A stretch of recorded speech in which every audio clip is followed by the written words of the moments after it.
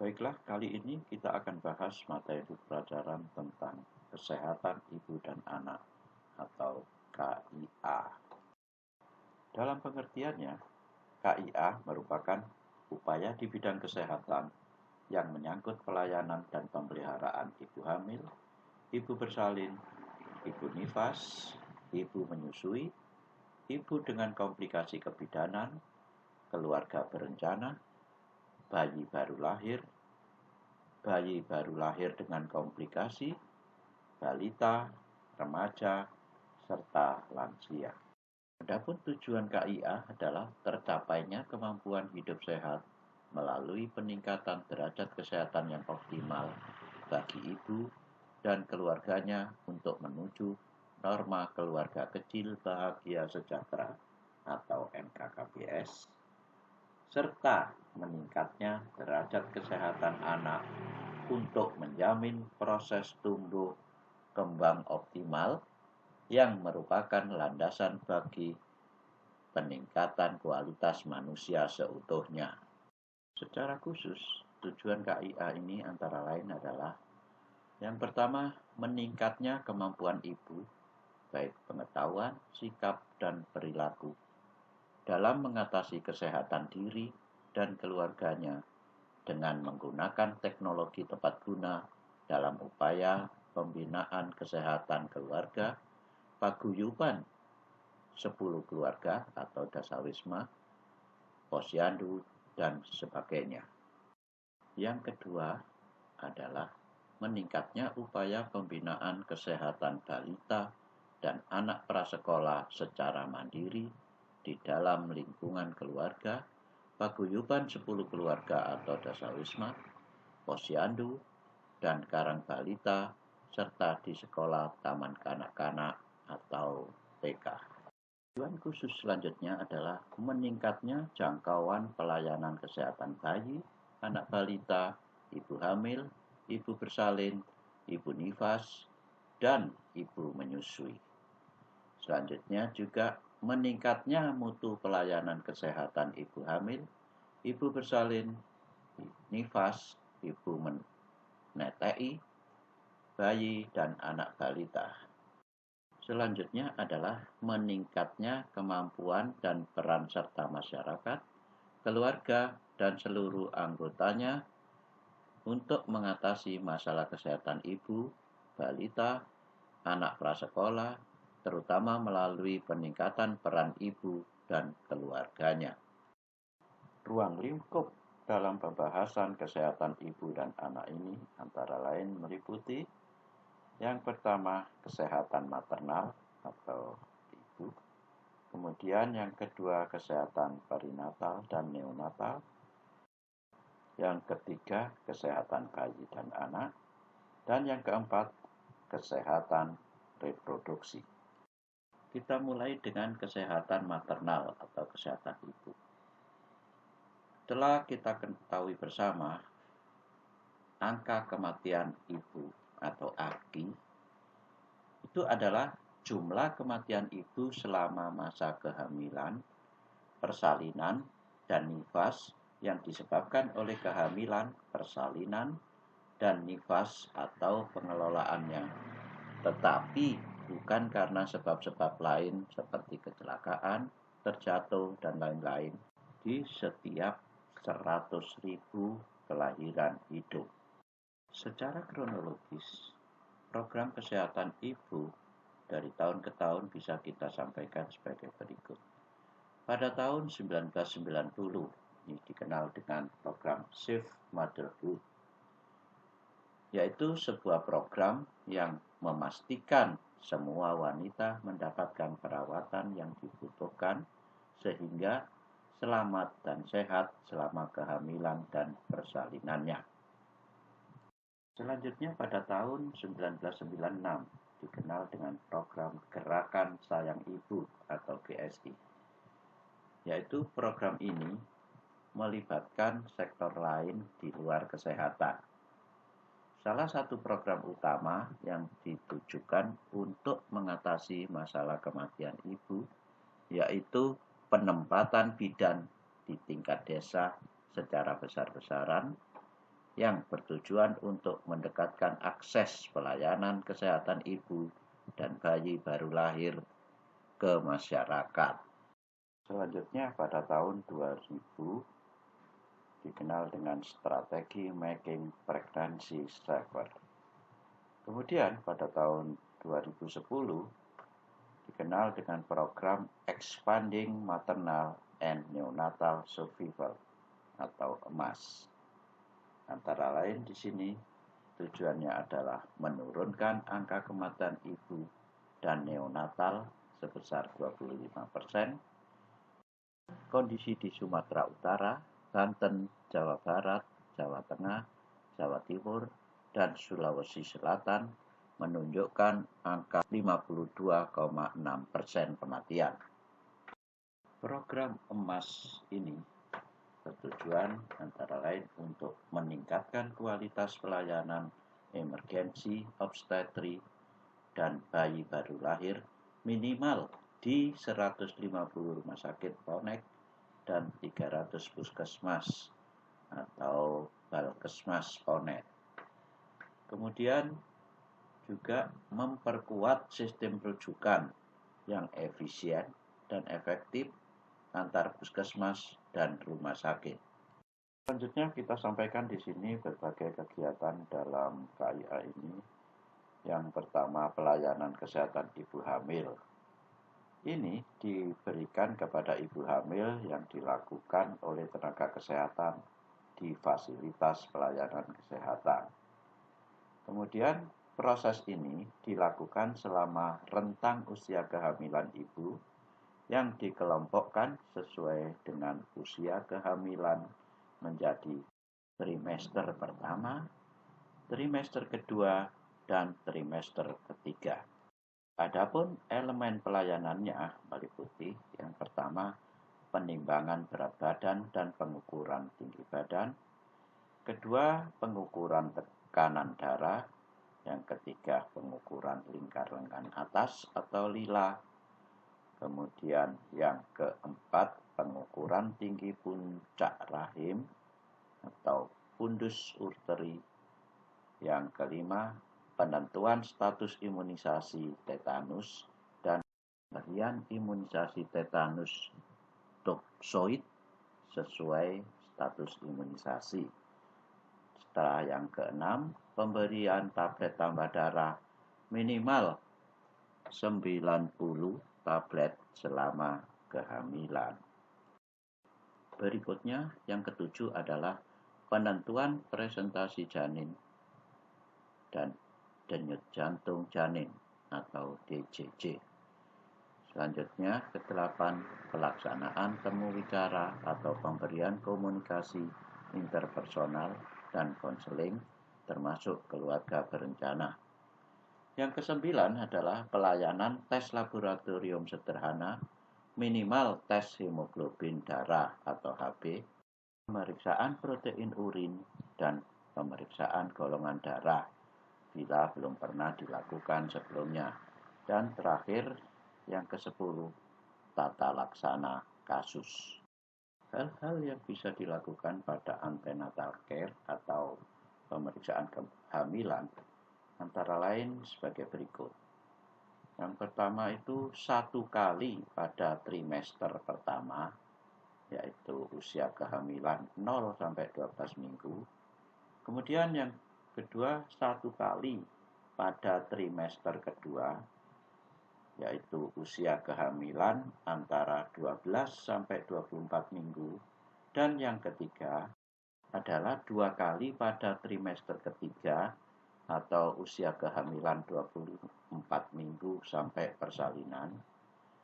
Hal-hal yang dilakukan antara lain deteksi dini faktor risiko, pencegahan, dan penanganan dini komplikasi kehamilan, serta cakupan K1 dan K4. Adapun yang dimaksud dengan K1 di sini adalah jumlah ibu hamil yang telah memperoleh pelayanan antenatal pertama kali oleh tenaga kesehatan dibandingkan dengan jumlah sasaran ibu hamil di satu wilayah kerja pada kurun waktu 1 tahun.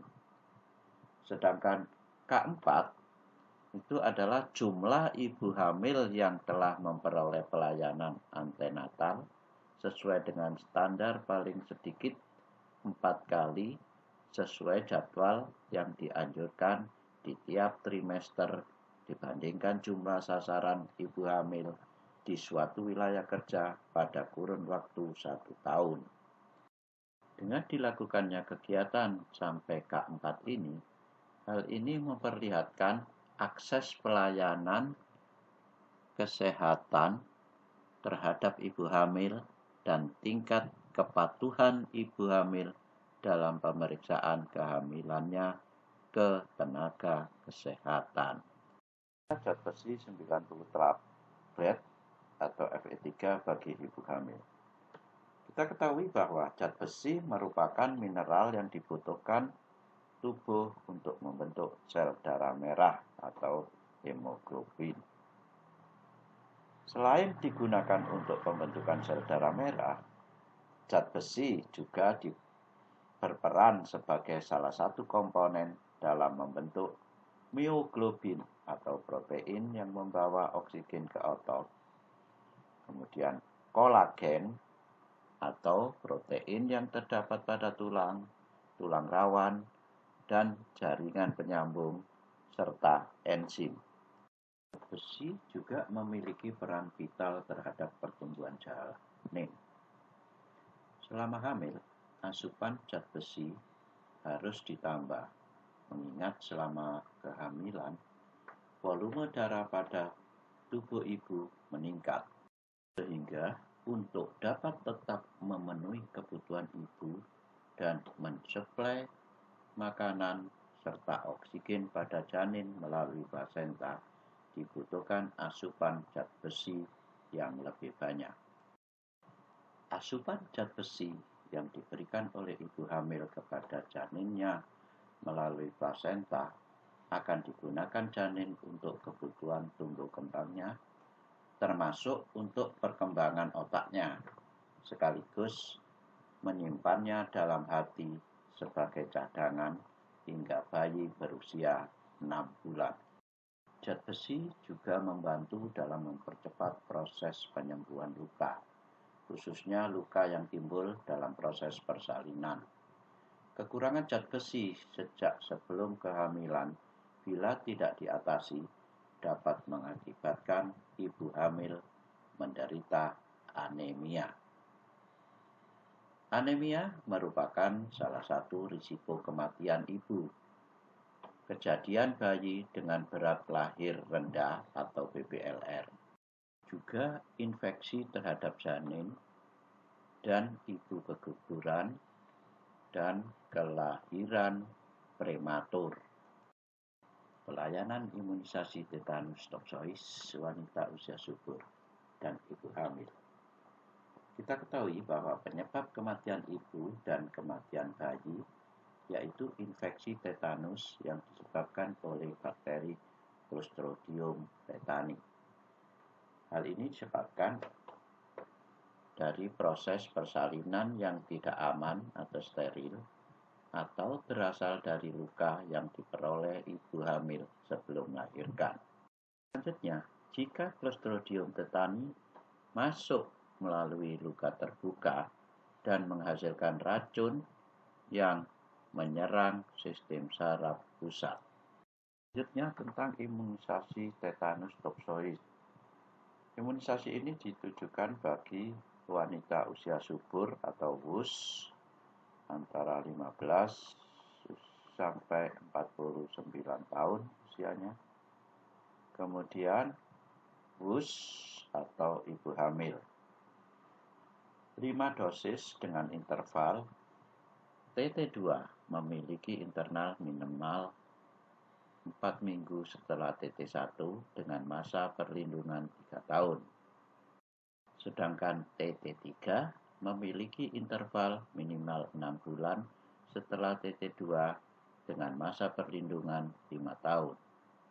Selanjutnya, TT4 memiliki interval minimal 1 tahun setelah TT3 dengan masa perlindungan 10 tahun.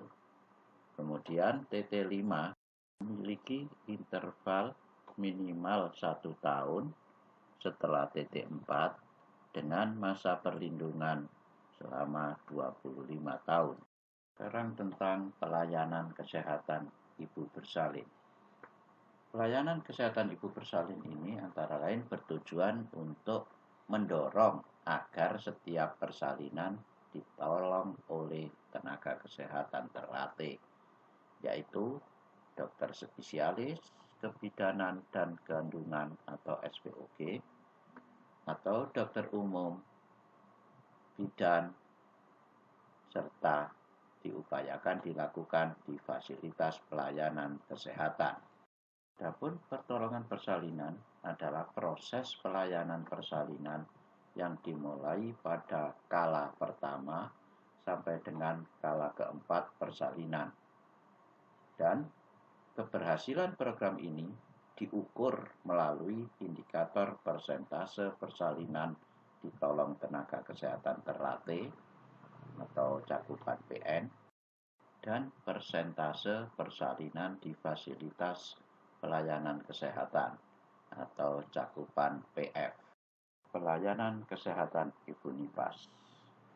Pelayanan kesehatan ibu nifas adalah pelayanan kesehatan pada ibu nifas sesuai standar yang dilakukan sekurang-kurangnya 3 kali sesuai jadwal yang dianjurkan, yaitu pada 6 jam sampai dengan 3 hari pasca persalinan, pada hari keempat sampai dengan hari ke-28 pasca persalinan, dan pada hari ke-29 sampai dengan hari ke-42 pasca persalinan.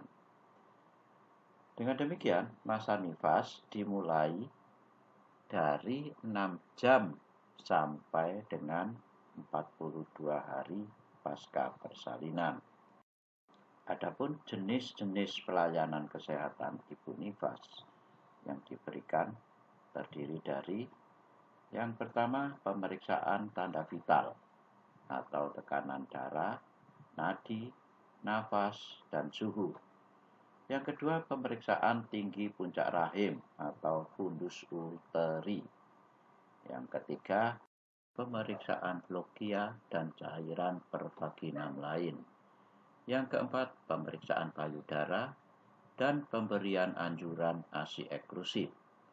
Dan yang kelima, pemberian komunikasi, informasi, dan edukasi atau KIE tentang kesehatan ibu nifas dan bayi baru lahir, termasuk keluarga berencana.